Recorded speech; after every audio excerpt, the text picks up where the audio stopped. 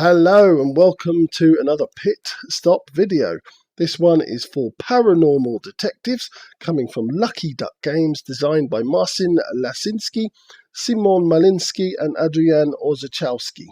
Now, Paranormal Detectives is a game in which one player is going to be a ghost who's recently deceased and is there floating above their body, and they notice a group of detectives studying the scene, and they're absolutely desperate to pass on the information about how they died to those detectives.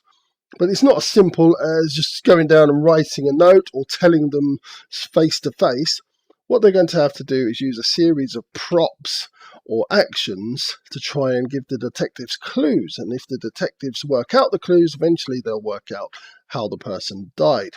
What they're trying to eventually work out, the detective players, is who killed the person, why, where, how they were killed, and what weapon was used. So, every game is going to start with one of these story cards. I'm just going to turn it over briefly because I don't want to spoil it for everyone. But what the story card does is it sets the scene.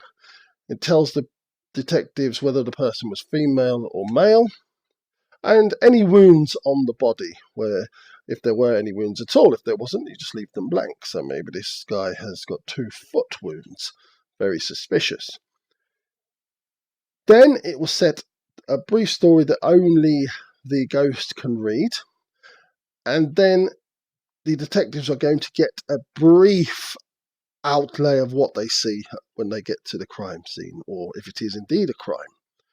Now, the ghost, as I said, can only use props and actions to pass on that information, and the detectives are going to prompt that with their deck of cards. And I've mixed 2 decks together just to show all the actions.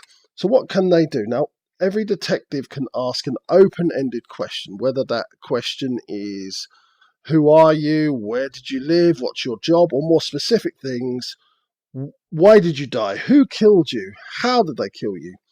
And the ghost is limited to what the card says. So the Hangmans Knot, the ghost is limited to using these pieces of rope in which they're going to move them around into a certain shape to try and help the detectives. Next, we have the quill pen, which the detective player is going to use this dry white marker on this dry white board and are going to be guided by the ghost, and hopefully without leaving the paper, they're going to draw a picture that's going to help the detectives. We have the talking board, which is up here on the main board, and there are these sequences of letters and numbered tokens. So the number 1 letter is in that sequence, the number 2 letter is in there. Maybe the 3rd letter and the 4th letter are both part of the same sequence. Next up, we have the tarot cards.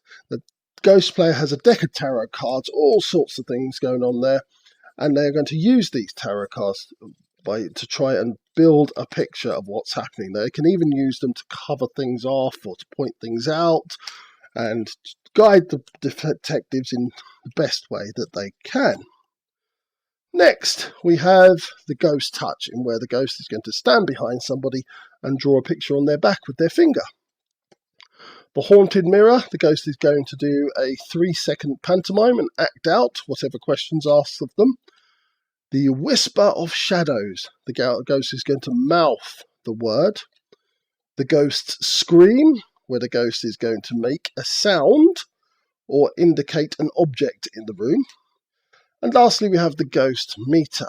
The ghost meter is a little contraption here on the main board that the ghost can tell if things are small or large, light, heavy, and so on. So if it's a heavy, large thing, then the 2 tokens will be up there.